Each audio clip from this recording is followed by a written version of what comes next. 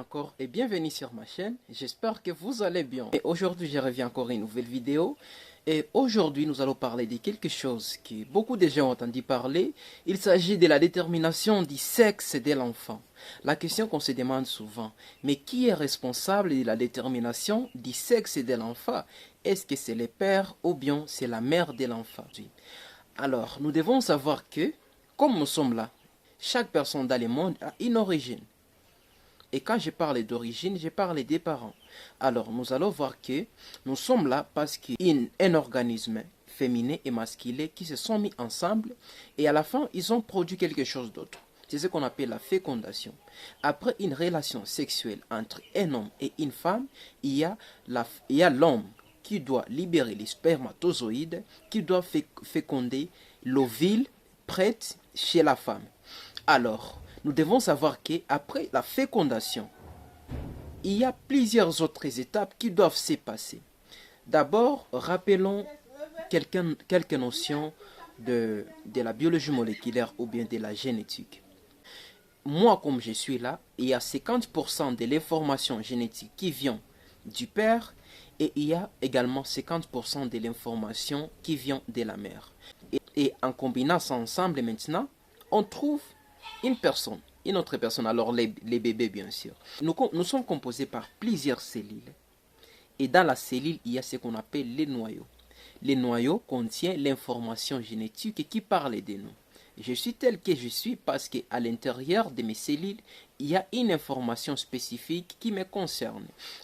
Voilà pourquoi est-ce que c'est normal qu'il y ait une ressemblance entre un père et son fils ou bien entre une mère et sa fille. Raison pour laquelle vous allez voir avec la technologie qui a évolué, certains scientifiques sont à mesure de déterminer une personne ou bien reconnaître une personne à partir de son matériel génétique. Donc ça parle spécifiquement sur nous. Alors dans les noyaux, il y a l'information génétique qui est là sous forme de chromosomes. Les chromosomes sont des différentes séquences ou bien des parties qui se trouvent dans les noyaux et sur lesquelles se trouve l'information génétique sous forme maintenant de l'ADN. Et cet ADN, c'est une double chaîne. L'ADN, c'est une double chaîne. Donc, il y a une partie, il y a des parties. Alors, en les combinant ensemble, on trouve une chaîne. Et nous devons savoir que cette chaîne en question est composée par des nucléotides. Donc, ce que nous voyons ici, nous devons savoir qu'il y a quelque chose de microscopique qui a commencé avant pour que nous soyons là comme nous sommes. Alors, l'information génétique. Nous avons dit bien avant que l'information génétique, c'est cette information qui renseigne sur nous comme nous sommes. Alors, par exemple, pour que je sois noir, comme je suis, il y a une information spécifique qui laisse à ce que je sois noir. Mais ce n'est pas un hasard. Donc, il y a une moitié de l'information qui me vient du père et une moitié de l'information qui vient de la mère. Et ces deux informations se confrontent, ils se mettent ensemble, et ces deux informations, et l'information qui va dominer, c'est celle-là qui va se manifester. Nous sommes constitués par 23 paires de chromosomes. Et parmi ces 23 paires, il y a 22 paires qui codent pour toutes les informations de notre organisme, notamment comme j'ai dit, la taille, la race et l'intelligence, tout ça. J'ai dit que l'information génétique code sur toutes les informations nous concernant. Alors, toutes les informations là, en les mettant ensemble maintenant, ça donne nous.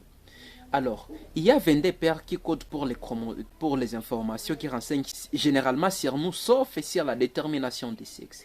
Ces genres de chromosomes sont appelés des chromosomes somatiques. Ils codent sur toutes les informations génétiques de notre organisme. Et le 23e paire maintenant est appelé chromosome sexuel. C'est bien lui qui code pour la détermination des sexes de l'enfant. Alors, quelque chose à éclaircir sur ces points. Nous devons savoir que chez l'homme, comme j'ai dit, les chromosomes sont impairs. C'est toujours impair des AD. Chez l'homme, chez l'organisme masculin, les chromosomes sexuels est composé par un chromosome X et un chromosome Y. Contrairement chez les femmes, qui est, au niveau de leurs chromosomes sexuels, c'est constitué par un chromosome X et l'autre aussi également X. Alors, quelles sont les combinaisons possibles pour que nous puissions avoir un homme, un homme. Donc il faut qu'il y ait nécessairement un chromosome Y et un chromosome X. Et pour avoir une fille, il faut qu'il y ait des chromosomes qui sont X. Et si nous pouvons les voir, il n'y a que chez l'homme que nous avons les chromosomes Y. Alors, si nous pouvons conclure en cela, nous devons savoir que c'est l'homme qui est responsable de la détermination des sexes, parce que l'homme doit nécessairement libérer les chromosomes Y afin qu'on puisse avoir un garçon. Et quand l'homme libère un chromosome X, alors là maintenant on va avoir une fille. Et donc, il ne faut plus qu'il y ait des problèmes dans des couples parce que la femme arrive toujours à concevoir des filles. C'est un fruit du hasard. Ce sont des croisements qui se passent dans notre organisme après la fécondation. Et si par hasard l'homme libère les chromosomes Y, parce que nous devons savoir que la femme ne peut libérer que les chromosomes X, parce qu'il y a des chromosomes XX. Donc la femme ne peut libérer qu'un chromosome qui est X. C'est maintenant à l'homme. Si l'homme libère les chromosomes X, alors c'est une fille.